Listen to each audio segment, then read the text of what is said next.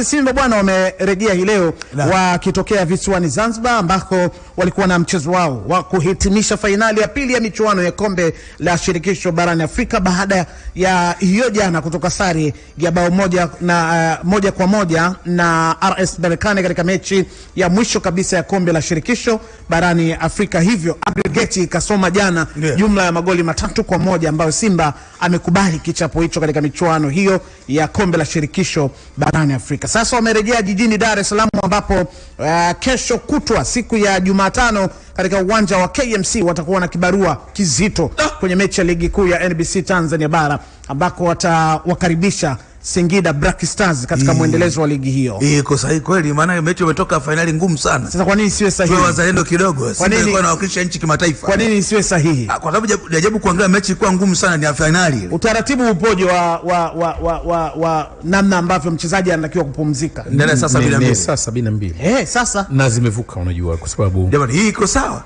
Kick off to kick off, kwa maana mechi imechezwa jana, sio? Kick off leo tayari unaondoa saa 24. Maana kesho tuko na stahili kucheza, maana zimevuka saa za kupumzika, saa 72 zimevuka. Sawa, Simba katika dakika 180 imepata on target moja. Shida ni nini kwenye mechi ya finali? Simba kwenye mechi ngumu wanashambulia kama mtu anayangua embe kwa kutikisa. Anakwaje? Yani kuangua embe kwa kutikisa unakosa shabaha, zidondoke zote zile mbichi zilizoiva na nini. Sasa kushambulia kama unaangua embe kwa kutikisa unakosa shabaha. Kwa sababu ushambuliaji ni kutengeneza nafasi, kutafuta nafasi na kutumia nafasi. Vitu vile tofauti. Kutengeneza nafasi, kutafuta nafasi na kutumia nafasi. Sasa kama unatengeneza nafasi, unatafuta nafasi, utumie nafasi, ndio unaangua embe kwa kutikisa. Kwa nini? Mnaweza mnaenda mnatengeneza nafasi, mnatafuta nafasi, lakini mkifika eneo la kutumia nafasi amfanye kitu kinaitwa quick fix. Quick fix ni kwamba anaweza kaa kwenye nafasi sahihi beki, anaweza kaa kwenye nafasi sahihi mshambuliaji mwenyewe, anaweza kaa kwenye nafasi sahihi kiungo, ili mradi mfunge goli ambalo liko katika mtiririko sahihi. Simba ndio team inayoenda sana kufanya final third entry, proper final third entry. Wanaingia sana kwenye sanduku la mpinzani kwa aina ambayo Fadwaman Davis kaitengeneza timu yake. Shida ni eneo la mwisho tu kutengeneza mashambulizi kama wanatikisa embe. Maana mbichi zilizoiva, yani bahati yako ni kuokota chini tu. Ndio maana unaona wanatengeneza nafasi nyingi, wanatumia chache.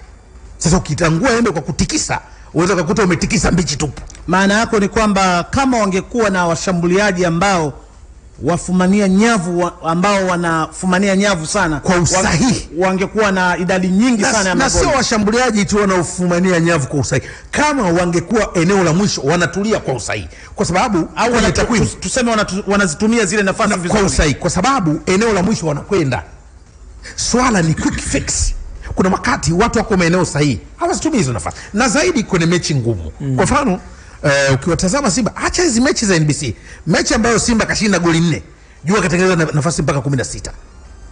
Haina maana kwenye football kwamba nafasi zote utafunga, lakini unaangalia uwiano wa nafasi unazofunga na unazotengeneza.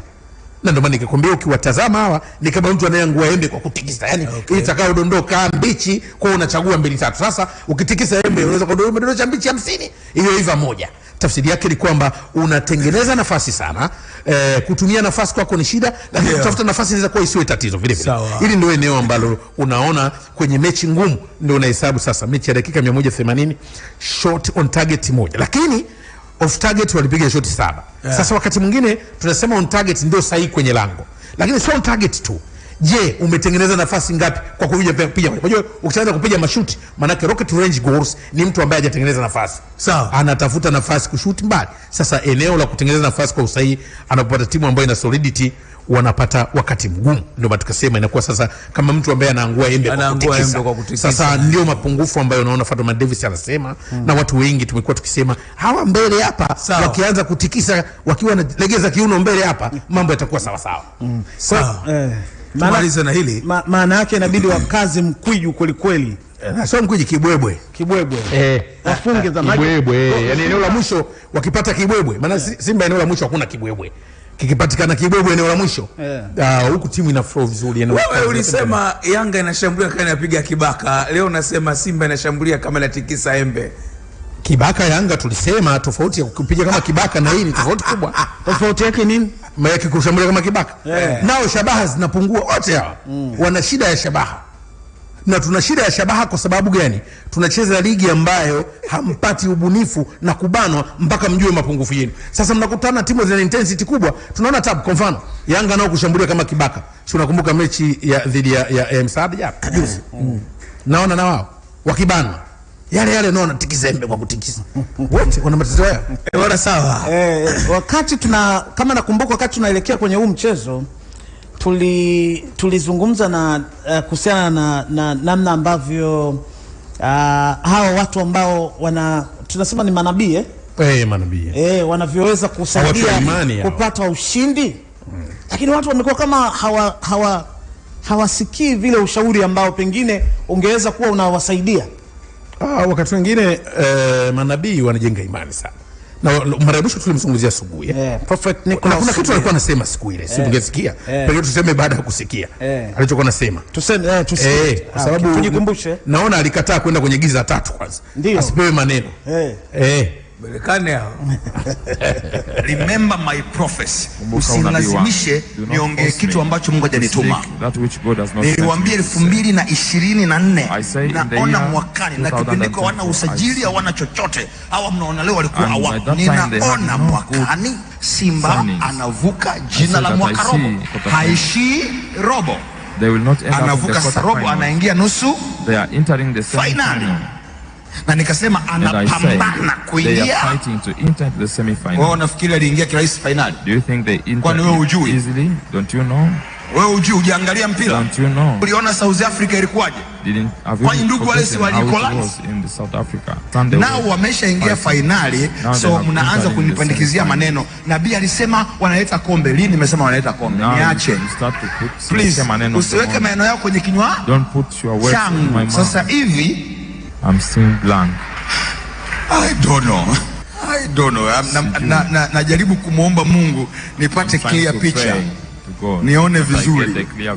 Mpira upo au haupo? Nione vizuri. Na mimi ni Mtanzania vile vile. I'm also Tanzanian. Na mimi ningependa kama wewe unavyopenda. Kwa maslahi ya nchi. Don't put your words in my mouth. Usiingize maneno yako kwenye kinywa changu. Ile timu ni ya wapi? Morocco. It comes from Morocco. Tunahitaji kila kizuizi ambacho kiko mbele kwa Simba tujaribu kukiondoa kama tunaweza. Yeye alishaona kuna kizuizi kumbe. Yeye aliogopa kuchunganishwa na waumini. Maana yake kuna maeneo mengine unaona kabisa takosa mimi Jumapili. Kwa sababu gani unajua? Wanasema wakati mwingine maiti itapotoka mochwari watu wanakuwa kimya, ikifika nyumbani kila mtu ana msiba wake. Kila mtu analia. Sasa mechi ya Simba na Berkane ni kama maiti ilitoka mochwari. Prophet kaona ikifika tu kila mtu ana msiba wake. Ulikuwa na maana gani? Kwa maana nabii alijua hii maiti inatoka mochwari, ikifika nyumbani kila mtu atalia. Uwe hai. Kila mtu atalia. Uwe hai. Kwa zile giza 3 zile ambazo hazikumsaidia. Giza 3 asikumsaidia. Alikuwa anajua. Kwa sababu alitabiri kuna sehemu alikwama. Na kuna wakati ndio maiti inatoka mochwari, ikifika nyumbani ndio tutajua uchungu wa marehemu. Kila mtu analia. Sasa Suguye kaangalia giza 3 zimekata. Sio alishindwa tu kusema. Giza kwenye ghorofa 3. Nitabaki peke yangu. Giza. Kumbe tungemfuata nyuma angeweza kutuambia. Lakini kama angeanza kufuatua nyuma, pengine angepata utuvu kuzitafsiri vizuri giza 3. Lakini sasa si ndio kipindi hiki ambacho pengine ushauri kama huu, kwa nini watu wasifuate? Alafu viongozi na nguvu ambayo tunatumia nje ya uwanja, wakati mwingine tunatumia watu kama hao. Watu wanakuwa wanafuata watu kama hao kupata picha. Bwana, hebu tupe picha halisi kabla tuleta kelele hapo. Lakini pia kwenye maombi yanaweza kusaidikika. Maombi Suguye Suguye mkweli. Suguye kaona Jumapili. Kaona kabisa wewe maiti inatoka mochwari ya muongee. Nyumbani najua ikifika watu watalia hii. Sasa kwa nini uambie watu kuna utulivu? Jumapili ikisema uwe